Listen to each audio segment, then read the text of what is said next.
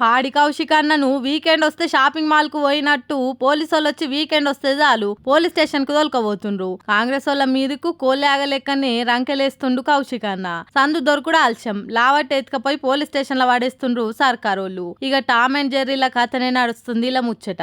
ఇవాళ press meet పెట్టిన కౌశిక్ అన్న సర్కారోళ్ళను గట్టిగానే అరుచుకుండు. మొన్న కరీంనగర్ మీటింగ్ లా జగిత్యాల ఎమ్మెల్యే సంజయ్ ముందుగాల కౌశిక్ అన్నను రెచ్చగొట్టిన వీడియోలు బయట పెట్టిండు కౌశిక్ అన్న.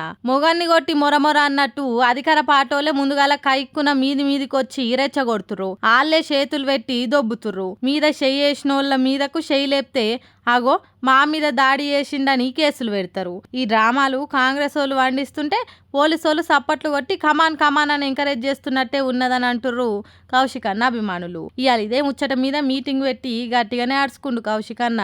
నా మీద పీడీ యాక్ట్ పెట్టాలని చూస్తుండ్రు. అసలు పెడితే గిన సీఎం మీదనే పెట్టాలి. కేటీఆర్ రేసింగ్ వాళ్ళకు అధికారికంగానే 55 కోట్లు పంపినని చెప్పబడుతుంది. మరి ఇక కరప్షన్ ఏడికెంచి వచ్చింది? తెలంగాణలో డైవర్షన్ పాలిటిక్స్ నడుస్తుంది. కేసీఆర్, కేటీఆర్, కవిత, హరీష్ రావులను అరెస్ట్ చేసి దోసుకోవాలని రేవంత్ రెడ్డి చూస్తుండు. సంజయ్ కుమార్ బీఆర్ఎస్ పార్టీ లేకపోతే వార్డ్ మెంబర్ గా కూడా గెలవడు. జగిత్యాల ఎమ్మెల్యే సంజయ్ కుమారే నా మీద దాడి చేసిండు. నా మీద ఎసోంటి క్రిమినల్ కేసు, ల్యాండ్ గ్రాబింగ్ కేసులు లేవు. ఈ సర్కార్ అంతకంత అనుభవిస్తది అనుకుంటా సొట్లు పెట్టబట్టిండు బానే.